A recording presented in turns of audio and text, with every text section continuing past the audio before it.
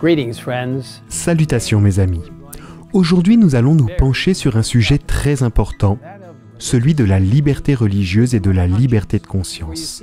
Car voyez-vous, la liberté religieuse et la liberté de conscience sont des dons de Dieu, des dons centrés sur le libre choix.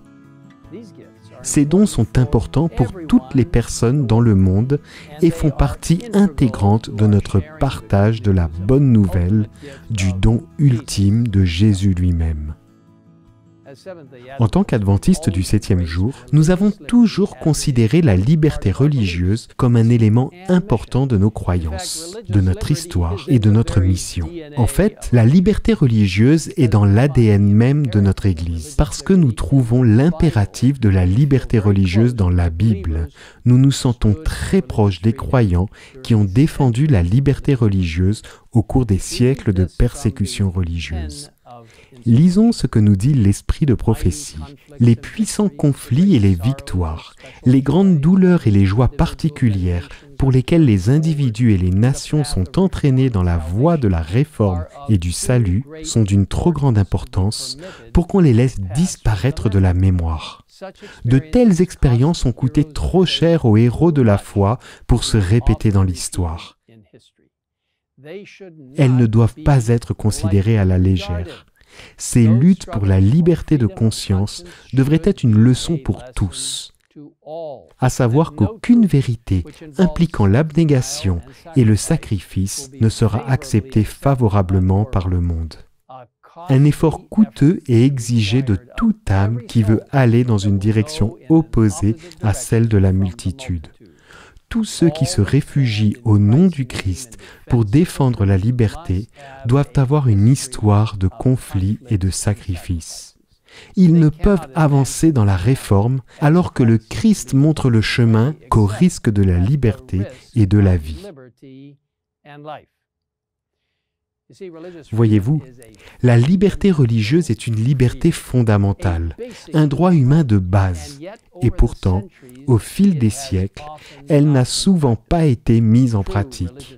La véritable liberté religieuse préserve l'importance des décisions personnelles, mais elle est également bonne pour le bien-être des sociétés et des pays.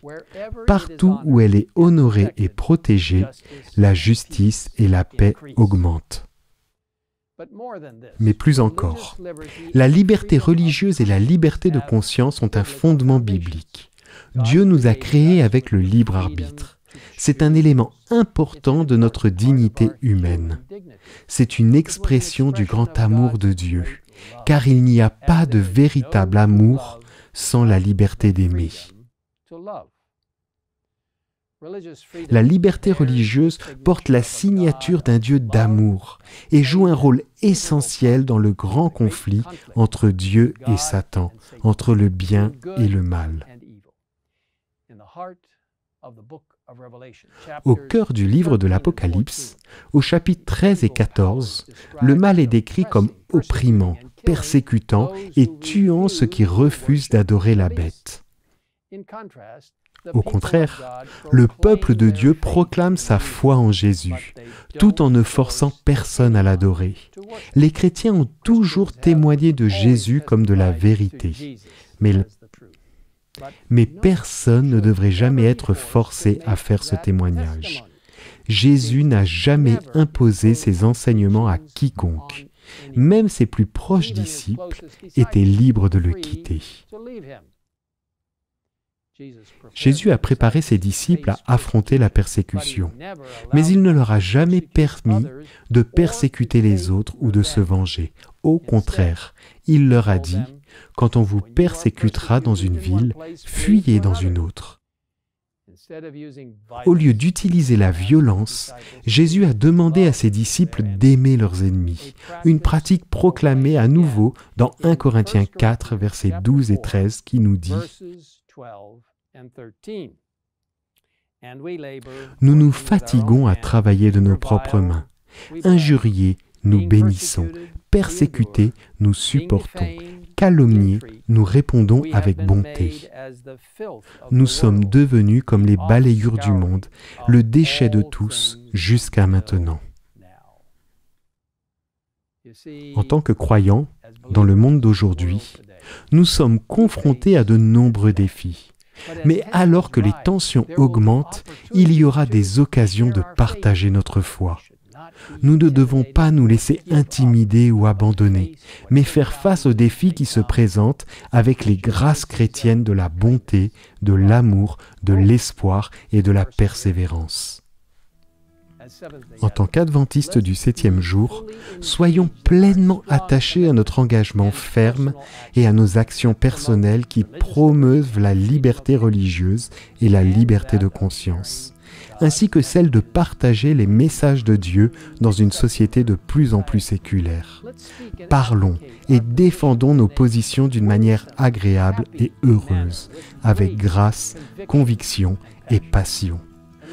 Et recherchons la sagesse du ciel pour accomplir la grande tâche de transmettre le message des 3 anges d'Apocalypse 14 avec bonté, compassion et vérité. Prions. Notre Père Céleste, merci pour les merveilleux messages des Écritures. Tes messages d'encouragement, tes messages de vérité éternelle. Lorsque nous les partageons avec les gens, aide-nous à le faire avec gentillesse et compassion, sans les forcer, mais en les aidant à comprendre que l'opportunité qui leur a été donnée de choisir grâce à toi a des conséquences de vie et de mort, et que tu veux qu'ils choisissent ce qui est juste. Alors Seigneur, bénis-nous alors que nous soutenons et encourageons la liberté religieuse et la liberté de conscience, afin que chacun puisse avoir l'opportunité de faire le bon choix, le choix de te suivre, et finalement de te voir arriver dans les nuées du ciel, d'être enlevé avec toi, pour être avec notre Seigneur pour toujours. Merci de nous écouter. Merci de nous donner l'opportunité de défendre la liberté religieuse où que nous soyons. Nous te le demandons au nom de Jésus. Amen. In Jesus' name we ask it. Amen.